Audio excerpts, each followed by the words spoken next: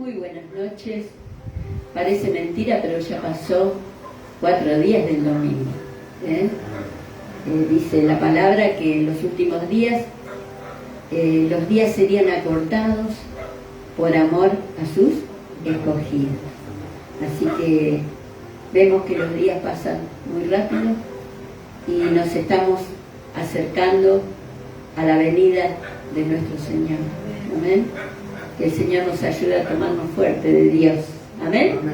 Bienvenidas a este punto de contacto, a este Face de Luz a las Naciones El Palomar, y esperemos que el Señor edifique nuestro corazón en esta noche.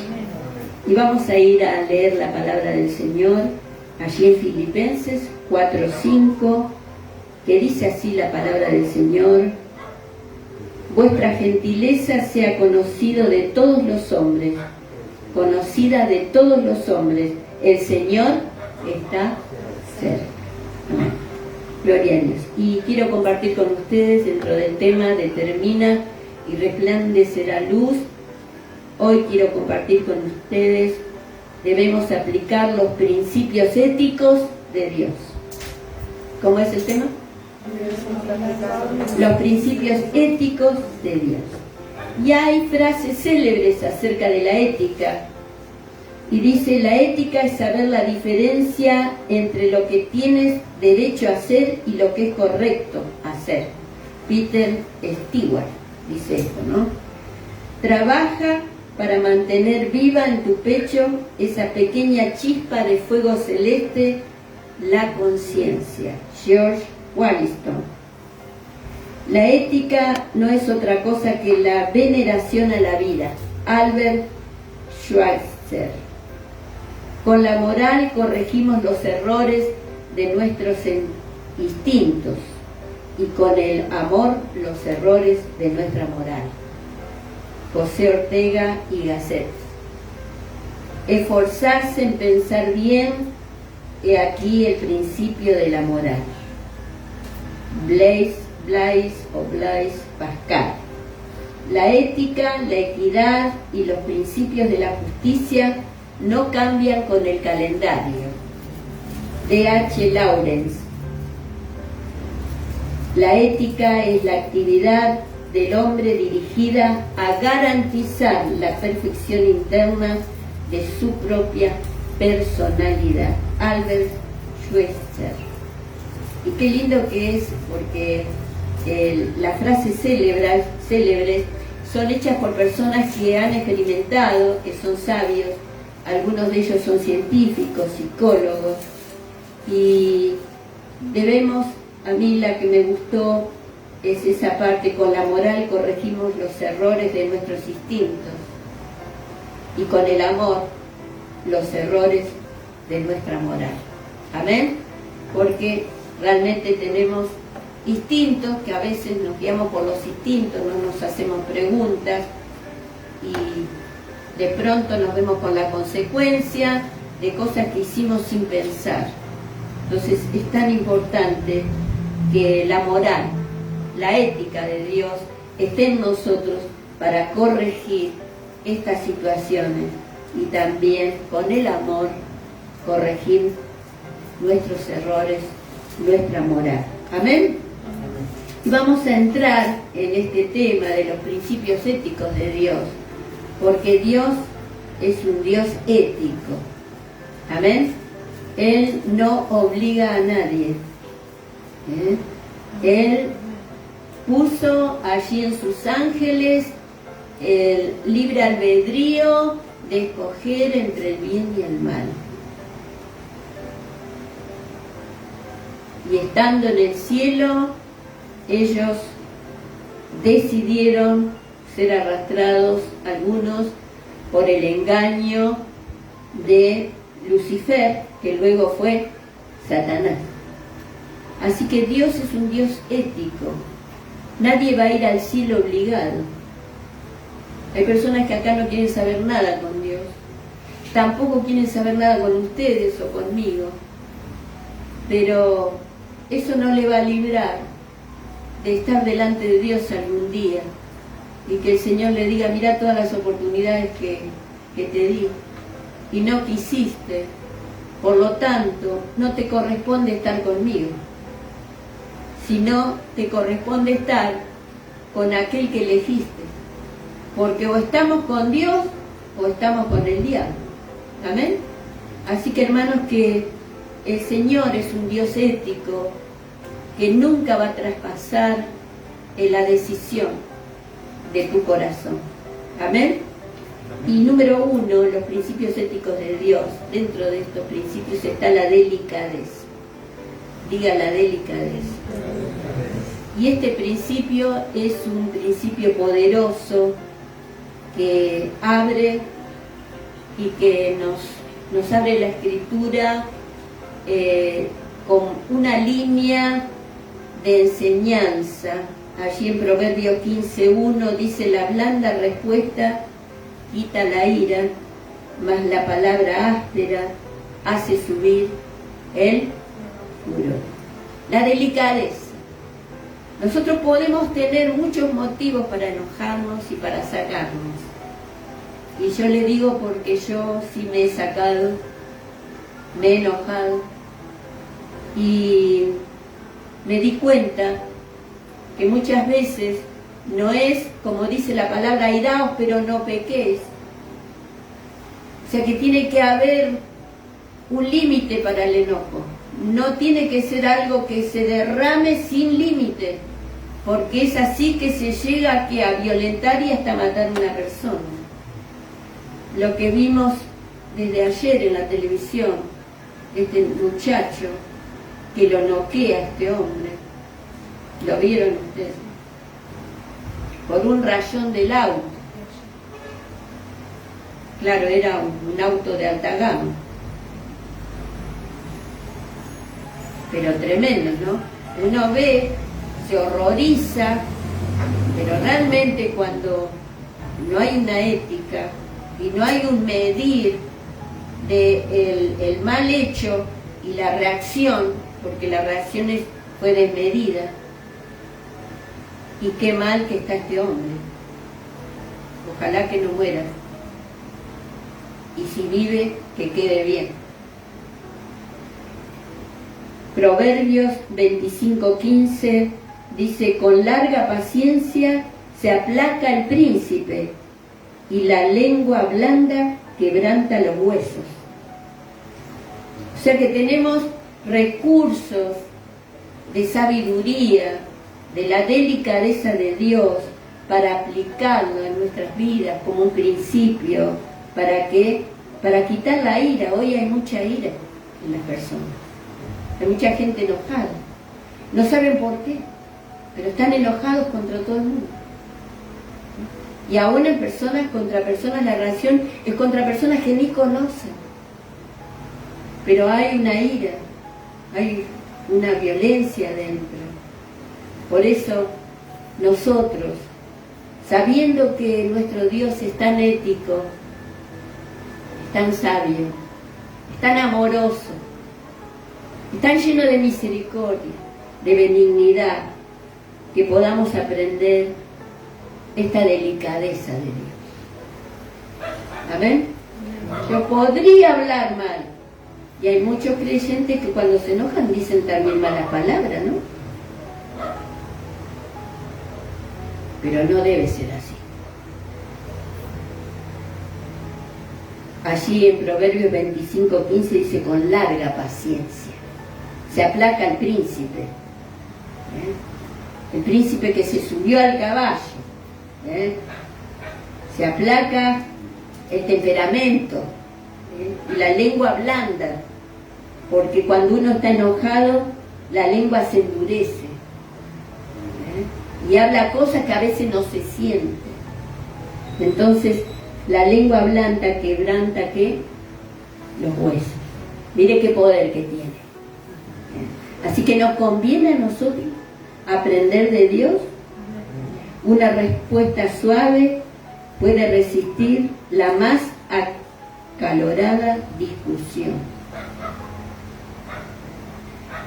Pedir gentilmente puede quebrantar la terquedad del gobernante más insensible. En Lucas 18, en la parábola de la viuda y el juez injusto. Era un hombre duro, un hombre que no quería escucharla, un hombre que no tenía ética siendo juez y sabiendo los principios de la ley y de que tenía que ser justo. Sin embargo, era un juez injusto, que en vez de hacer la justicia, hacía lo contrario. Pero esta mujer no se detuvo en su persistencia porque tenía una necesidad. Y ante esta necesidad, era el único juez que había, y tuvo que ir a armarse de paciencia, y todos los días estaba ahí golpeando la puerta y el juez le decía al secretario: ¿está otra vez la mujer esta? Decile que no estoy. ¿Cómo puede ser? Hasta que un día el secretario le dice: ya no sé qué decir, porque ella sabe que está usted, porque vino temprano. Estamos armando la dramatización. Así que ahí, bueno, dice, hágala pasar, que voy a tratar de resolverle el problema. Cuando hay un hablar como debe ser, puede ser que la persona más dura pueda ser quebrantado, pueda bajar la cabeza y pueda decir: tenés razón, voy a cambiar de actitud. ¿Amén? La primera cosa en los principios que tenemos que aprender nosotros y determinarnos a aprender es la delicadeza. Número 2, admitir con gentileza nuestros errores y enmendarlos. Amén. Admitir con gentileza. Muchas veces tenemos que decir, yo me incluyo, hemos tratado mal a nuestros hijos. Y sabemos que el buen trato hace que la estima de los niños se suba arriba. De tal manera que aunque no sea inteligente, él tiene tanta autoestima que sabe que va a rendir bien, que se va a sacar 10, que todo le va a salir bien, porque tiene una alta estima. Eso puede ser una vez que nosotros estamos mal y tratamos mal a nuestros hijos, a nuestra esposa, a nuestro esposo. Pero cuando es siempre, entonces ahí hay un mal que puede perdurar y puede llegar a incidir en el resultado de la conducta de nuestros niños, de nuestros adolescentes, de nuestra esposa. De nuestra esposa, que es una persona muy, muy buena, pero de pronto, ¿no? Algo lo dio vuelta y dijo: ¡ah! Como el increíble Job. ¿Vio?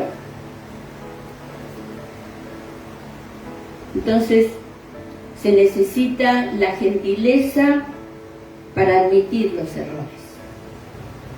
Usted tiene errores y yo también. ¿Amén? Pero tenemos que aprender a enmendarnos. Número 2. ¿Qué era primero? Delicadeza. Segundo, admitir ¿con qué? Con gentileza. ¿Qué dice Filipenses 4:5? Vuestra gentileza sea conocida de todas las personas, porque el Señor viene. Muy bien. Número 3. Suavice el tono de su voz cuando comete una falta. Esto está dentro de admitir con gentileza. Muchas veces la persona se da cuenta que se equivocó, pero encima se enoja más que la otra persona que es inocente. Y el que es inocente dice, pero ¿qué le pasa? Encima el que actuó mal se enoja más que yo. Y yo soy el que tengo que reaccionar mal porque he recibido el daño. Entonces tenemos que pensar que dentro del admitir tenemos que suavizar el tono de voz. ¿Amén? Baje la voz. Baje la voz. ¿Amén? Número 4. Dentro del admitir hay que escuchar atentamente también. ¿Amén? ¿Usted escucha a su familia? Tenemos que aprender, ¿no? Porque hay veces que la gente no tiene ganas de hablar. Entonces cuando usted le dice hola, ya se da cuenta que vino cruzado. O que vino cruzada. ¿Eh? Un matrimonio decía, mira, para que no nos peleemos tanto. Cuando yo esté cruzada me voy a poner el delantal color azul. Entonces no me hables. Y cuando esté bien me voy a poner el delantal color rosa. Entonces el marido cuando venía y la veía con el azul pasaba de largo. Y cuando le veía el delantal rosa, hola querida, ¿cómo estás? Pero un día no se puso ninguno de los dos delantales. Entonces se sintió tan perdido que entró y salió de la casa y no sabía qué hacer hasta que se animó a entrar.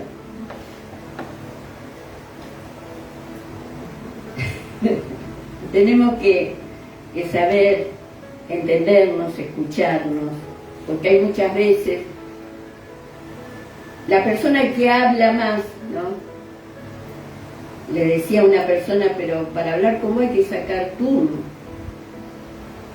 porque vas de un tema al otro y yo te quiero decir algo y no, querés poner un bocado y no, y porque sí, porque tenemos que escuchar también. ¿Amén?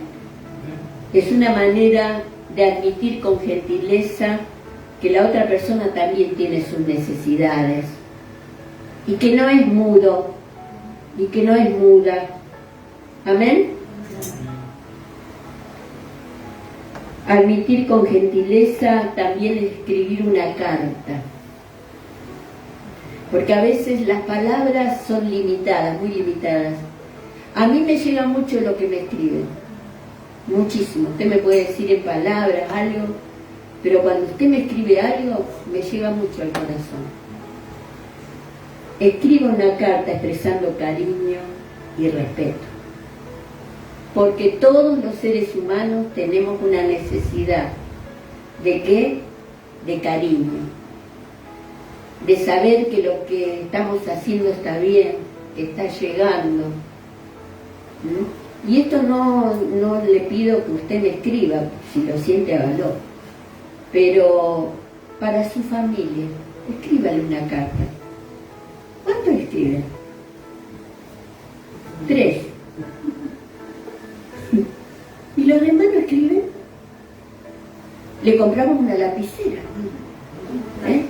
Es bueno escribir, es bueno decir, mirá, quiero decirte que yo sé esto, que te quiero mucho, qué lindo que hiciste esto, qué lindo que tenés las plantas, qué hermosa comida que hiciste, qué bien que me quedó el pantalón. La esposa, gracias por la camisita que me compraste.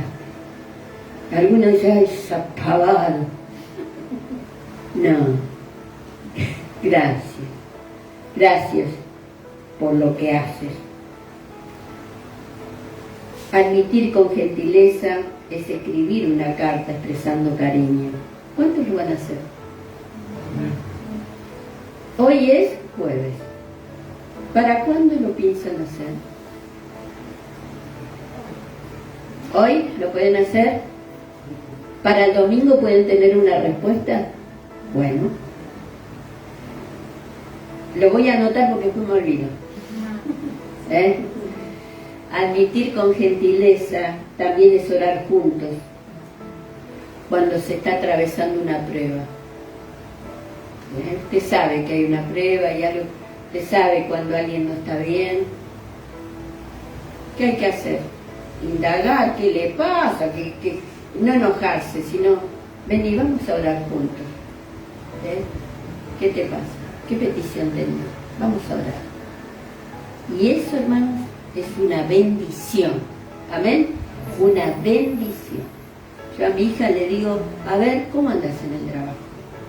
Y ahí ya estoy orando por todos los que a veces le hacen la zancadilla ahí, y oramos. Y él dice, ¿y ahora cómo andas? Y esto es mejor, gracias a Dios. Tenemos que orar. No es mucho lo que hablamos. Pero hay que aprovechar el tiempo. ¿Amén? Y enmendar errores. Enmendar errores. Entonces, número 1, los principios que tenemos que aplicar de Dios, éticos, es la... 2. Admitir con gentileza errores y enmendarlos.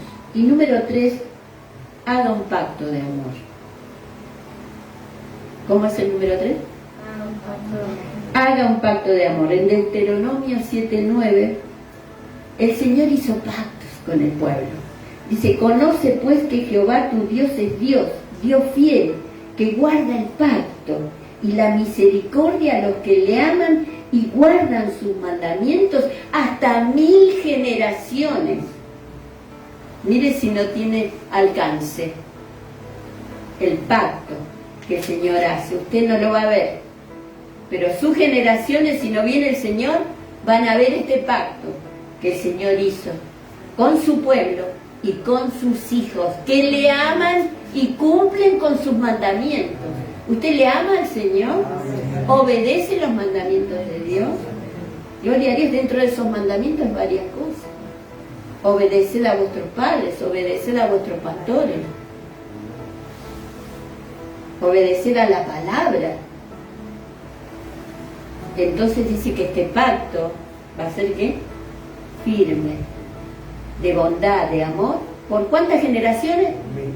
1000 generaciones. Y pacto, ¿saben lo que quiere decir en hebreo? Quiere decir ligar, atar, juntos. Cuando Dios quiso comunicar que realmente el pueblo era muy amado, hizo este pacto. Es una forma de contrato, de un acuerdo que Él lo hace y Él lo cumple, pero que lamentablemente de este otro lado muy pocos cumplen con el pacto con Dios. ¿Usted ha sentido el amor de Dios en su vida? Entonces nosotros, es nuestro deber, nuestra responsabilidad de responder a este pacto. ¿Con qué? Con nuestra vida, con todo nuestro ser, con todo lo que tenemos y lo que no tenemos. Que lo que no tenemos no nos detenga. ¿De qué? De amarle al Señor, de obedecerle al Señor. De decirle, Señor, cuánto te amamos. No solamente en palabras. Como el Señor le dijo a Pedro, Pedro, ¿me amas? Y él le dijo, sí, Señor, te amo. Bueno, pastorea mis ovejas. Pedro, ¿me amas? Sí, Señor, te amo. Bueno, pastorea, cuida mi rebaño. Pedro, ¿me amas? Y ahí dijo, Señor, ¿por qué me estás preguntando? Tú sabes que te amo. Tú sabes que te amo. Él quiere que nosotros le amemos. Y cuando le amamos, lo demostramos haciendo la obra de Dios. Amén. Haciendo la obra de Dios. No solamente en palabras, sino en acciones.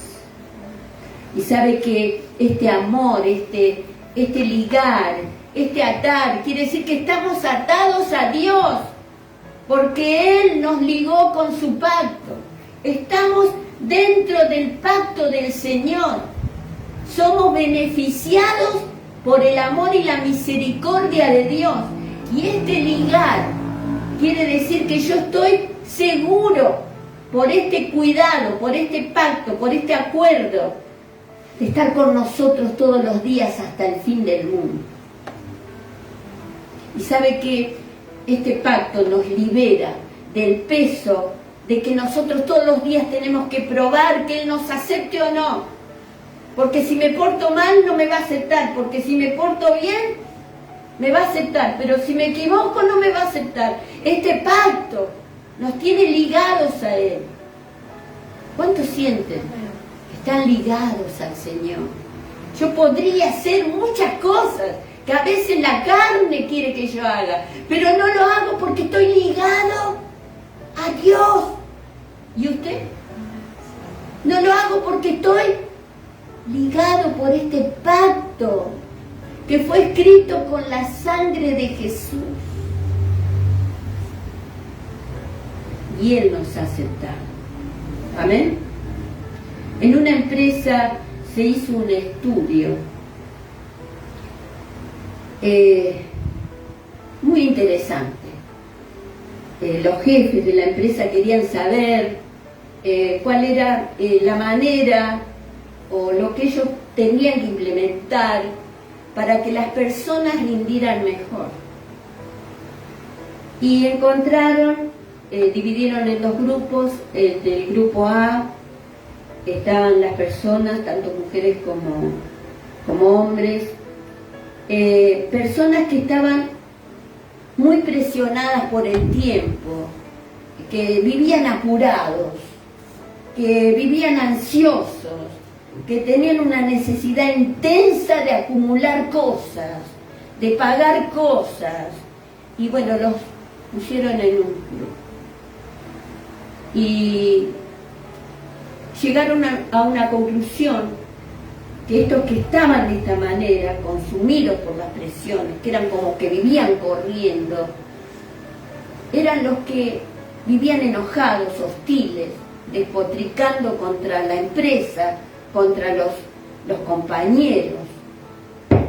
Y en el grupo B estaban otros con diferentes características a los primeros, que con frecuencia se daban tiempo para descansar, que se sentaban para tomar el té, un mate, que básicamente se sentían contentos con lo que habían logrado. No se vivían quejando, no vivían enojados.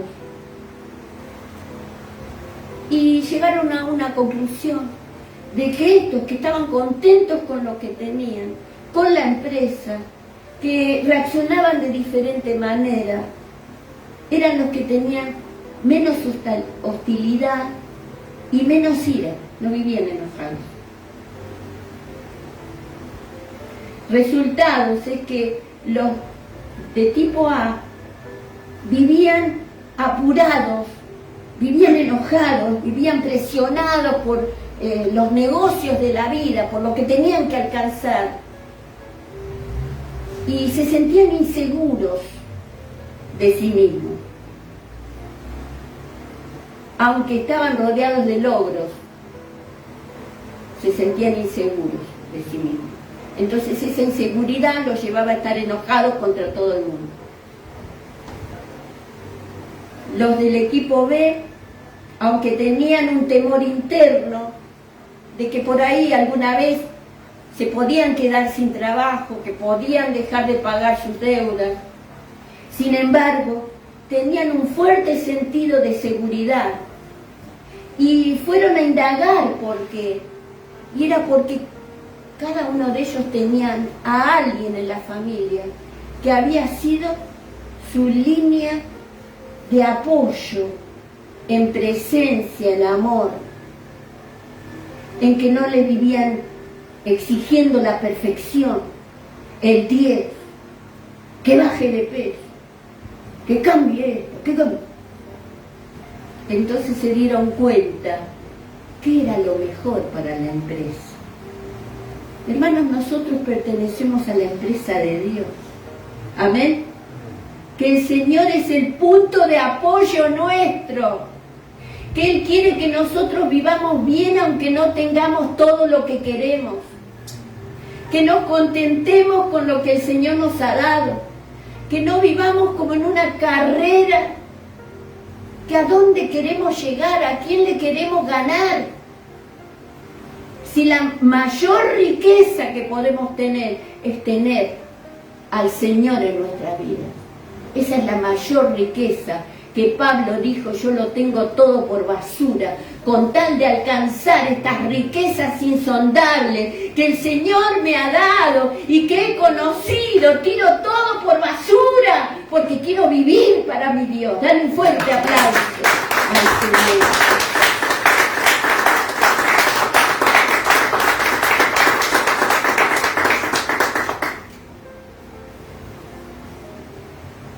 Cuando sabemos que estamos ligados a alguien que es importante en nuestra vida.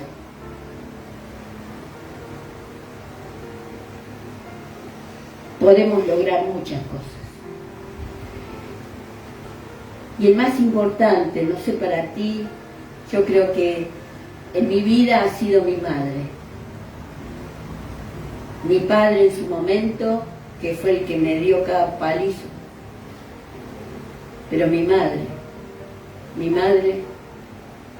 es muy importante para mí. Pero hay alguien que está sobre mi madre y es Dios. Él es el punto de apoyo de mi vida, de todo lo que hago, de mi proceder, de lo que he hecho, lo que hago y lo que voy a llegar a hacer. Porque Él es el punto de apoyo para ti, para la iglesia. Él es la cabeza de la iglesia. Él es el que espera que nosotros nos sintamos seguros en Él. No estamos corriendo una carrera.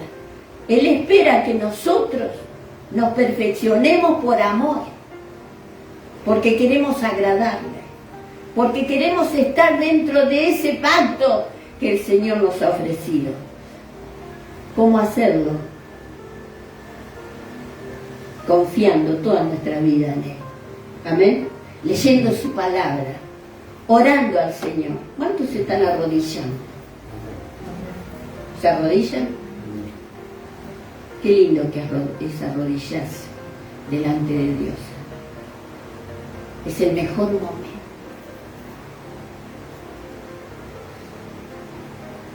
¿Cómo hacerlo a esto? Es muy sencillo. Para las personas que viven con nosotros, preguntale cómo le fue. Yo a veces le digo a mi hija, pregúntame cómo me fue, porque ella no le sale. Pregúntame cómo me fue. Ah, mamá, ¿cómo te fue hoy?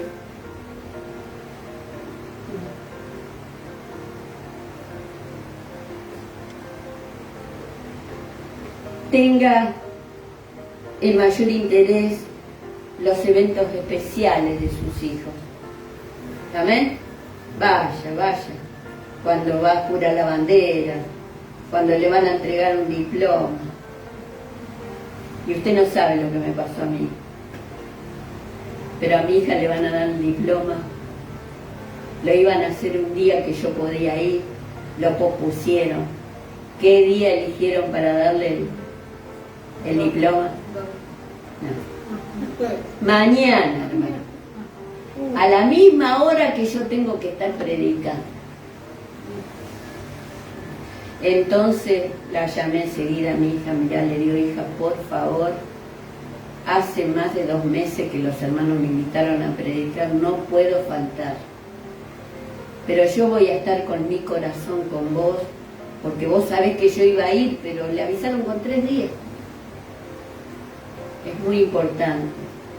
Me dijo, mamá, yo sé, te entiendo, pero después cuando vuelva yo quiero ir, verle su diploma, abrazarle, darle un regalito.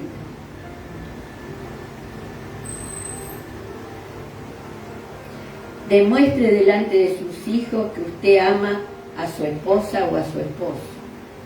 Tiene que ser algo mutuo, porque a veces decimos, ay, nunca me abrazas vos, ¿eh?